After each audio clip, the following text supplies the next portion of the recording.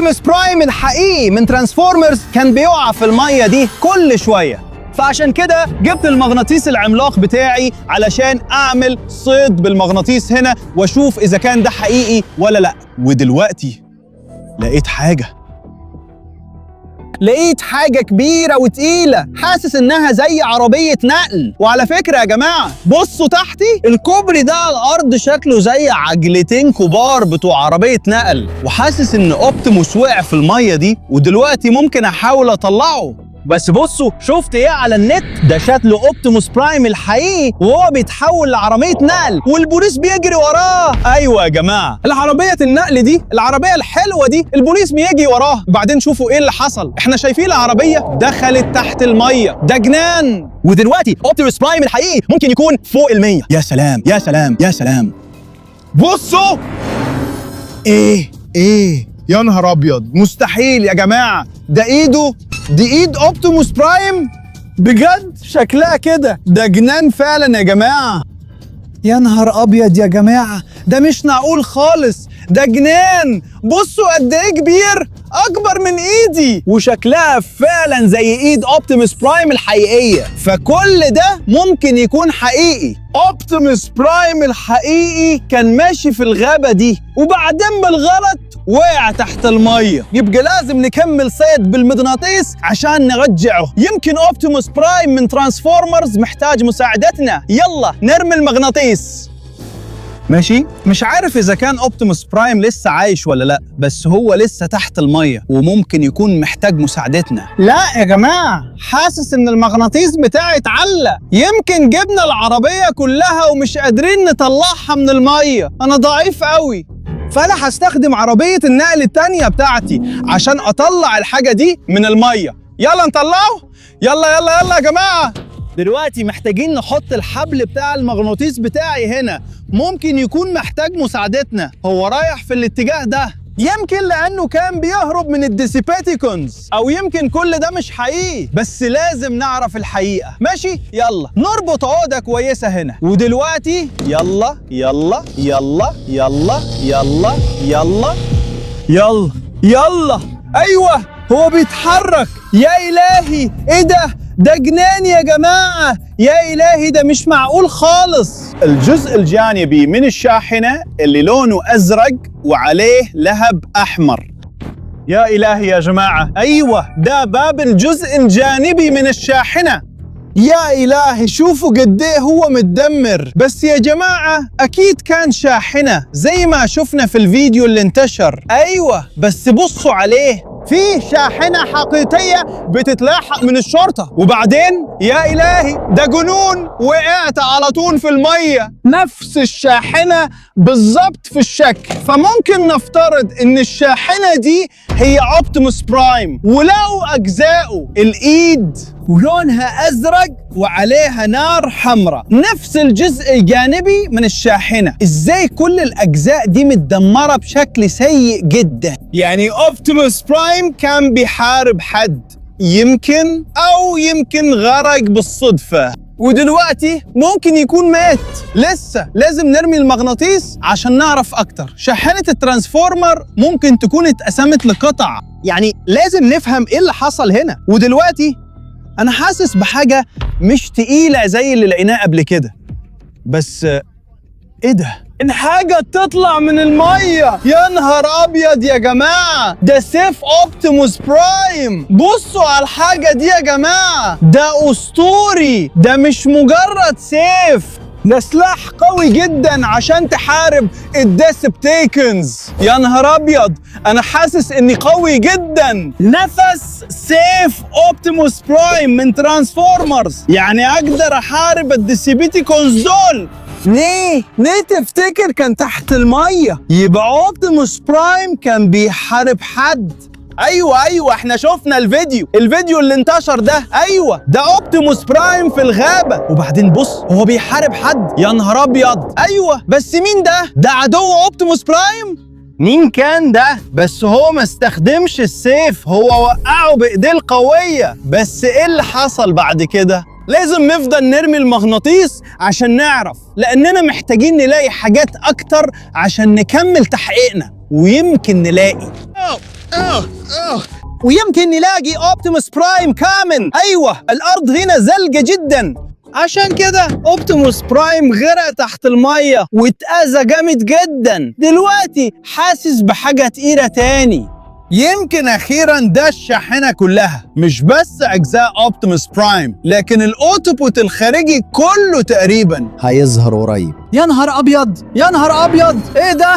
تاني، يا نهار ابيض، ده جزء تاني من اوبتيموس برايم. يا نهار ابيض، ده كبوت الشاحنة العملاقة وفي نار زرقاء هنا، واحنا شايفين علامة الاوتوبوت هنا. يا نهار ابيض، فممكن نفترض ان اوبتيموس برايم اتصاب جامد جدا اثناء المطاردة دي او بعد ما وقع في المية. بس احنا ممكن نجمع كل اجزاء اوبتيموس برايم وبعد كده نصلحها، فخلينا نكمل ونحاول نعمل كده.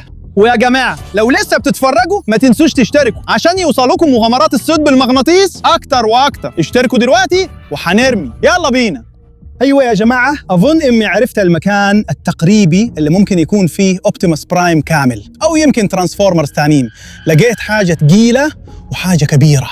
أنا شايفها يا جماعة، أنا شايفها. يا نهار أبيض، أيوة ده جزء تاني من أوبتيموس برايم. الموضوع ده جنان يا جماعة. بصوا على الحاجة دي، ولقينا حاجة من جوه، أكيد جزء داخلي من الترانسفورمرز. أيوة الترانسفورمرز فعلا أقوياء جدا. الحاجة دي كمان تقيلة فعلا. هو اتأذى جامد جدا يا جماعة. بصوا الحاجات قد ايه كبيرة وتقيلة. اوبتيموس كان عملاق، كان ضخم جدا، واظن ان الجزء ده جزء من رقبته.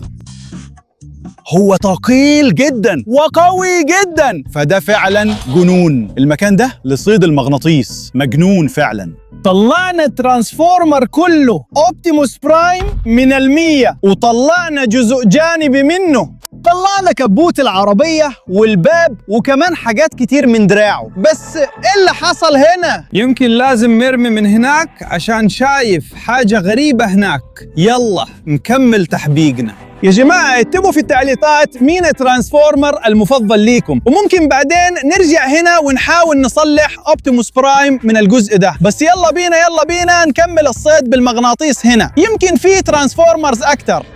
يا نهار أبيض، ده كتير من أجزاء أوبتيموس برايم. هنا احنا شايفين أجزاء أكتر من اللون الأزرق مع الأحمر الناري. بس إيه ده يا جماعة؟ ده شعار الديسبتيكون. يا نهار أبيض، ده جزء من الطيارة. قرب كده. أظن ده نوع من ساحة المعركة اللي كان فيها أوبتيموس برايم بيحارب الديسبتيكون. بس أنا مش عارف اسم العدو. الديسبتيكون اللي كان طيارة. لو حد فيكم يعرف يكتب في التعليقات يا جماعة، أنا فعلا نفسي أعرف، لو أنتوا أذكياء طبعا. بس بص، هو كمان كان متدمر جامد جدا بسبب كل الحاجات دي. الأجزاء دي من طيارة العدو ديسبتيكون ترانسفورمر. بس الجزء ده جزء تاني من اوبتيموس برايم. ده كمان كاوتش العربية، النقل بتاعه زي اللي هناك. فده الجزء الأمامي من العربية النقل، يعني كان شكله كده تقريبا. أظن ده ممكن يكون الشكمان، وده برضو جزء من اوبتيموس برايم. يا جماعة جمعنا أجزاء أكتر من أوبتيموس برايم علشان نقدر ناخدهم ونرجعهم للمكان اللي كنا فيه قبل كده ونكمل ترميم أوبتيموس برايم. بس الأول تعالوا نجرب نرمي المغناطيس هنا، يمكن نلاقي أجزاء أكتر ونفهم إيه اللي حصل بالظبط هنا، مين اللي اتدمر وليه. فخلينا ما نضيعش وقت ونكمل الصيد بالمغناطيس علشان ندور على قطع أكتر من الترانسفورمرز. ودلوقتي ايوه الحبل بتاعي بيشد، فحاسس بحاجه على المغناطيس بتاعي. بص على الفقاعات دي، ده جنان. ايه ده انبوبه تانية ولا ايه؟ يا جماعه شوفوا، يا الهي هو ده اللي في بالي. ده مدفع اوبتيموس برايم. يا الهي ده سلاح قوي جدا، اقوى كمان من السيف اللي لقيناه قبل كده. ده جنان. يمكن اوبتيموس برايم استخدم السلاح الرهيب ده علشان يدمر الديسبتيكون الغبي ده جزء. بس احنا لقيناه تحت المية. لو لسه شغال يلا نجربه يا جماعة. ده شكله موضوع شيق. ماشي يلا نجرب.